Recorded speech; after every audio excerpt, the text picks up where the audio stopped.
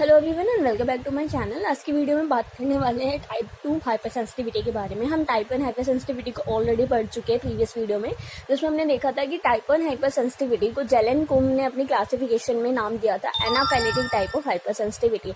Now this is type 2 hypersensitivity and they classify this hypersensitivity as cytotoxic type of hypersensitivity because it involves antibody mediated destruction of cell by immunoglobulins of heavy chain classes other than IgE।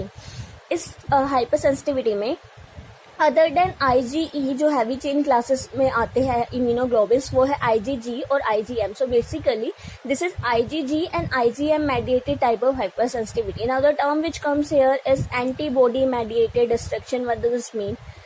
Antibody mediated destruction का मतलब होता है जब antibodies help करती है in the destruction of any antigenic cell, then this is known as antibody mediated destruction. This destruction is basically occur in 4 different cytotoxic mechanism. So there are 4 different cytotoxic mechanism which we are going to discuss in this video. Cytotoxic mechanism of antibody mediated destruction. The first cytotoxic mechanism is known as complement system. What does this mean? Complement system हमारे blood के serum में, हमारी body के serum में कुछ ऐसे proteins present होते हैं जो एंटीबॉडी के फंक्शन को इन्हेंस करते हैं, जो फैगोसाइटिक के फंक्शन को इन्हेंस करते हैं। उन प्रोटीन्स को टर्म दिया है complement system. So basically it is a cascade of protein which help in the enhancement of functions of antibody. Now, how does this complement system work? हमने कहा कि hypersensitivity IgG और IgM mediated type of hypersensitivity है. So when this IgG is present in serum, it is present in a pentameric form। मतलब कि जब ये IgG हमारे सीरम में प्रेजेंट होगा तो ये 5 एंटीबॉडी एक साथ पेंटामर की फॉर्म में प्रेजेंट होती है, और जब IgM ये हमारा सीरम में प्रेजेंट होगा तो ये होगा टेट्रामर के फॉर्म में। जो हमारे कॉम्प्लीमेंट सिस्टम के प्रोटीन होते हैं वो C1 से C9 तक कैस्केड्स ऑफ प्रोटीन होते हैं जो एक साथ वर्क करते हैं।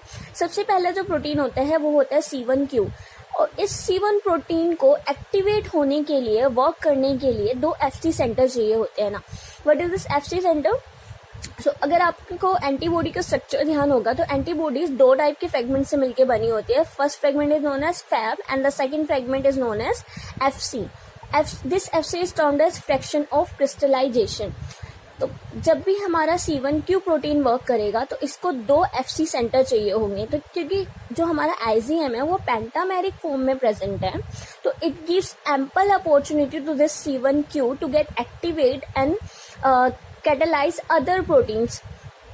IgM में हमारे 5 FC सेंटर प्रेजेंट होते हैं, तो इस C1q को आसानी से इसके 2 FC फ्रेगमेंट मिल जाते हैं काम करने के लिए, एक्टिवेट करने के लिए। तो जब ये C1q एक्टिवेट होता है तो ये अदर प्रोटीन्स को क्लीव करता है, अदर जो कॉम्प्लीमेंट सिस्टम के प्रोटीन्स हैं उनको क्लीव करेगा।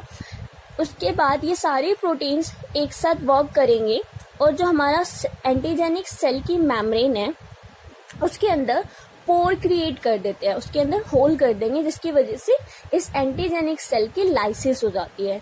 So this is the way how this complement system work. जो सेकेंड साइटोटॉक्सिक मैकेनिज्म होता है जिसमें एंटीबॉडी मदद करती है वो है ऑप्सोनाइजेशन। अब ये ऑप्सोनाइजेशन क्या होता है उसको समझते हैं।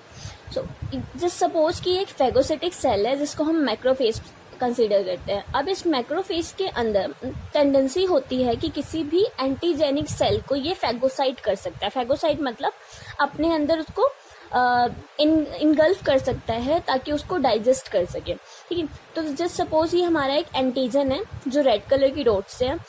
इस एंटीजन की इस मैक्रोफेज, ये जो मैक्रोफेज है इसको क्या करेगा, इनगल्फ करेगा, फैगोसाइट करेगा।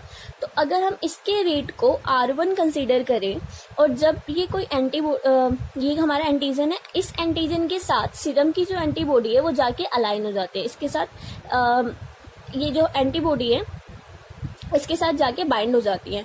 और जब ऐसी एंटीबॉडी बाइंडेड एंटीजन को जब कोई मैक्रोफेज इनगल्फ करता है तो उसके रेट को हम कंसीडर कर रहे हैं 2। तो ऐसा पाया गया है कि R2 ये जो रेट है ये मच ग्रेटर देन होता है R1। मीन्स ऐसी एंटीजन जिसके साथ एंटीबॉडी ऑलरेडी कंबाइन हो चुकी है, ऑलरेडी इसके साथ इंटरेक्ट कर चुकी है, वो एंटीजन जब इनगल्फ किया जाता है फैगोसाइटिक सेल के थ्रू तो उसका रेट क्या होता है, काफ़ी ज़्यादा होता है as compare to the antigen which is not binded to any antibody in the serum. अब जब ये एंटीजन अंदर जाएंगे तो सबसे पहले बनेगा फैगोसोम। फैगोसोम जाके कंबाइन होता है लाइसोसोम के साथ और बनाता है फैगोलाइसोसोम। इस फैगोलाइसोसोम में, क्योंकि लाइसोसोम के अंदर हमारे काफ़ी सारे हाइड्रोलाइटिक एंजाइम्स होते हैं, तो जब ये फैगोलाइसोसोम बनेगा तो ये जो एंटीजेनिक सेल है हमारा, इसके पेप्टाइड, इसके जो भी प्रोटीन्स है उसको डाइजेस्ट करेगा और पेप्टाइडल फ्रेगमेंट्स बनते हैं। Now this peptidyl fragment is express along with MSC molecule on the surface of this phagocytic cell. Now, when an T cell comes, it recognizes this antigenic material present on the MSC molecule, and according to it, release interleukins to activate beta cells. So this is termed as opsonization. जब कोई antibody किसी antigen के साथ जाके combine हो जाती है और उस एंटीजन के फैगोसाइटिक रेट को इंक्रीज कर देती है, तो उसे बोलते हैं हम ऑप्सोनाइजेशन। तो ये दूसरा साइटोटॉक्सिक मैकेनिज्म था जिसके थ्रू एंटीबॉडी मदद करती है डिस्ट्रक्शन में। The third cytotoxic mechanism is termed as ADCC. This ADCC is antibody dependent cellular cytotoxicity, मतलब एंटीबॉडी पे डिपेंड कर रही है किसी चीज की सेल्यूलर साइटोटॉक्सिसिटी। इसको समझते कि ये है क्या। This antibody dependent cellular cytotoxicity is also termed as antibody dependent cell mediated cytotoxicity. Now, if you define this type 2 hypersensitivity, so under normal condition a immunogenic response is produced against the outside antigen which infect the body or which infect the cell of host, but in this type 2 hypersensitivity the immunogenic response is produced against the surface antigen which is harmful for the cell of host. अब ये जो हमारा type 2 hypersensitivity है ये produce होता है, इसका जो इम्यूनोजेनिक रिस्पॉन्स है वो अगेंस्ट सेल सरफेस एंटीजेंस के लिए है, जो कि ऐसे सेल जो कैंसरस सेल है और जो हार्मफुल सेल है होस्ट के लिए, उसके सरफेस पे जो एंटीजन पाए जाते हैं उसके अगेंस्ट हमारा इम्यूनोजेनिक रिस्पॉन्स क्रिएट हो रहा है। सो जो भी हमारे कैंसरस सेल होते हैं उनके सरफेस पे क्या होंगे, सेल सरफेस एंटीजन होंगे। हमारे जितने भी बॉडी के अंदर सेल्स होते हैं उनके पर, उनके सेल के सरफेस पे कुछ ऐसे एंटीजेंस होते हैं जो हमारे सेल को और जो आउटसाइड कोई एंटीजेनिक सेल आ रहा है उसको डिफ्रेंशिएट करने में मदद करते हैं। लेकिन जब हमारी सेल के अंदर कैंसरस ग्रोथ होती है, अनकंट्रोल्ड ग्रोथ होती है, तो उस टाइम पे ये जो सेल सरफेस एंटीजन जो होते हैं ये as a foreign antigen consider किए जाते हैं और इनके अगेंस्ट क्या होता है, इम्यूनोजेनिक रिस्पॉन्स बनता है हमारी बॉडी के अंदर, इसके अगेंस्ट क्या बनेंगे, एंटीबॉडीज वगैरह बनेंगे। अब इस कैंसरस सेल को किल करना जरूरी है, क्योंकि अगर ये हमारी बॉडी के अंदर ऐसी अनकंट्रोल डिवीजन होता रहा तो ये हमारे लिए हार्मफुल होगा। अब हमें इस सेल को किल करना है, तो अब इस सेल को किल करने के लिए जो एंटीबॉडी सीरम में प्रेजेंट होती है वो एंटीबॉडी इसकी सेल के सरफेस के एंटीजन को रिकॉग्नाइज करेगी। बेसिकली इस मैकेनिज्म में जो हमारे सेल्स यूज होते हैं, जो इम्यून सेल्स यूज होते हैं, वो होते हैं नेचुरल किलर सेल्स,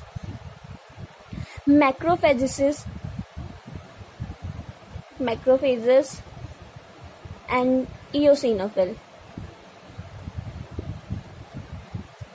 ये वो इम्यून सेल है जो इस कैंसरस सेल को किल करने के लिए यूज होते हैं इस टाइप 2 हाइपरसेंसिटिविटी में। सो बेसिकली इस कैंसरस सेल के ऊपर जो सरफेस एंटीजन है उसको सीरम के अंदर जो एंटीबॉडीज प्रेजेंट है उन्होंने क्या किया, उनके साथ रिएक्ट किया, उसके साथ बाइंड हुई सेल सरफेस एंटीजन के साथ। अब जो हमारा NK सेल है, जो नेचुरल किलर सेल है, जो इसमें यूज हो रहा है, इस डिफेंस मैकेनिज्म में यूज हो रहा है, उस सेल के सरफेस पे क्या होते हैं, FC रिसेप्टर्स होते हैं। ये रिसेप्टर्स रिकॉग्नाइज करते हैं FC part of this antibody और इसके थ्रू इस कैंसर सेल के से ज़्यादा के कंबाइन हो जाते हैं। कंबाइन होने के बाद ये करते हैं सेल की लाइसिस। कैंसर सेल्स के अंदर पोर क्रिएट करते हैं और सेल के अंदर जितना भी मटेरियल है वो सब क्या होगा, फिर उसके बाद लाइसिस हो जाती है सेल की। लाइसिस का मतलब होता है सेल के अंदर पोर क्रिएट होना और सेल का डिग्रेड होना। तो फाइनली ये जो हमारा NK सेल्स है, थ्रू दिस एंटीबॉडी किल कर रहा है कैंसरस सेल को, इसीलिए इस प्रोसेस को टर्म दिया है एंटीबॉडी डिपेंडेंट सेल्यूलर साइटोटॉक्सिसिटी और antibody dependent cell mediated cytotoxicity. ये हमारे बेसिकली पाथवेज थे through which this cellular cytotoxicity kills the uncontrolled cells और cancerous cell of the body. अब इसका जो मोस्ट कॉमन एग्जाम्पल